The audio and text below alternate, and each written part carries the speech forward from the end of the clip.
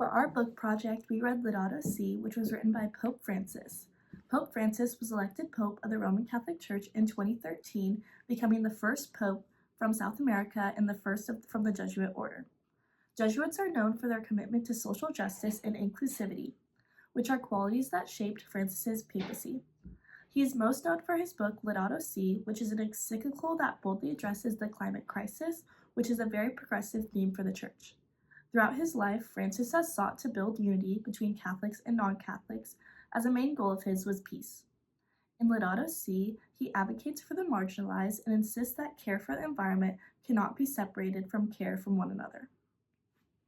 In Chapter 1 of Laudato Si, Pope Francis introduces overarching issues of climate change, pollution, and global inequity. He talks about how climate change, including pollution, loss of biodiversity, and other things, has effects on everything and everyone, whether those effects are immediate or not. He talks about the current culture of consumption and how he calls it throwaway culture, and overconsumption and all of that.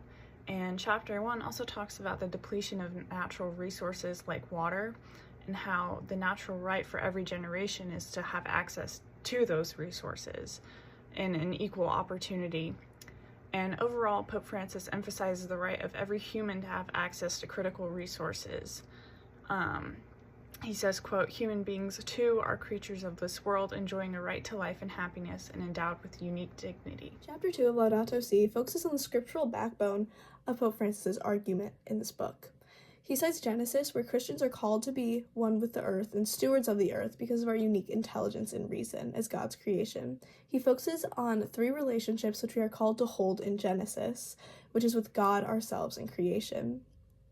He says that humanity and nature strive for God, where he says the ultimate destiny of the universe is in fullness with God. He argues that genuine care for our own lives and relationships with nature is inseparable with fraternity, justice, and faithfulness to others, which is part of his concept of integral ecology. In this chapter, Pope Francis argues that humans cannot be one with God if we are not first one with creation. In Chapter 3 of Laudato Si, Pope Francis writes about how technological advances give humans great power. He writes, quote, "It must also be recognized that nuclear energy, biotechnology, and many other abilities which we have acquired have given us tremendous power."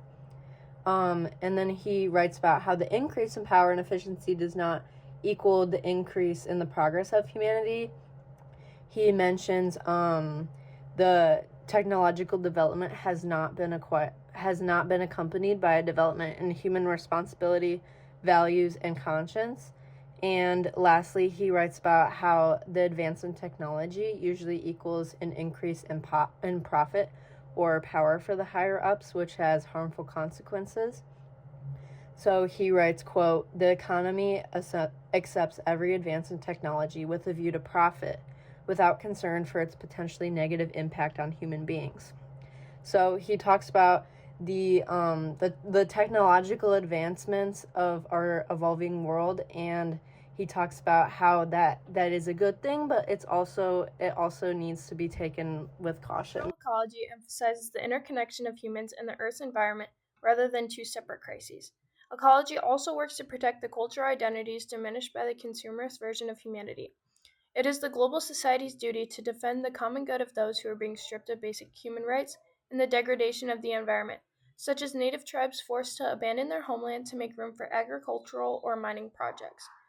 But instead, many problems are a self-centered culture of instant gratification and government officials who claim that global warming is a hoax because they do not experience the effects. We must speak of intergenerational solidarity in alignment with sustainable environment development, recognizing the importance of the relationship between human life and the moral law, which is necessary for the creation of a more dignified environment. Chapter 5 begins with the main focus of interdependence, which obligates us as a collective to think with a unifying mindset. Thinking of one common plan, reaching a consensus is a main starting point to begin to face deeper issues regarding sustainability and pollution. The second main point includes political international relationships are needed to face local authorities that most of the time are not capable or effective. A more faster solution to this is state power, individuals, and organizations. A third main point is scientific and technological solutions do not hold any meaning if humanity has lost its ideals that motivate each person to live in harmony and to make sacrifices. For example, losing our ideals leads to mistreatment of nature, war, violence, and misuse of power. As believers or people with faith, we must recognize that this goes against God's grace.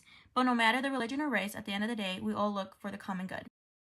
Chapter 6 is the conclusion of the text. It includes a definition of integrated ecology, the importance of environmental education, as well as a shift in cultures to reduce our carbon footprint as a whole.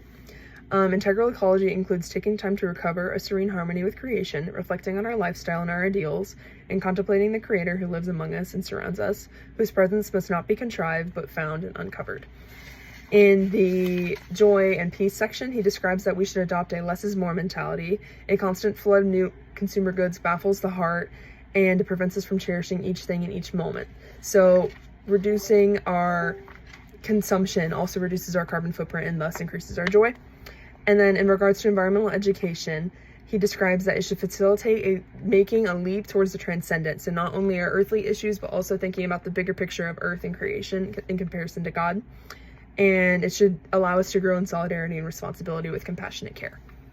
As a group, we recommend this book. Laudato Si incorporates our Catholic Jesuit University values and connects to our mission statement at Loyola to be stewards of the earth.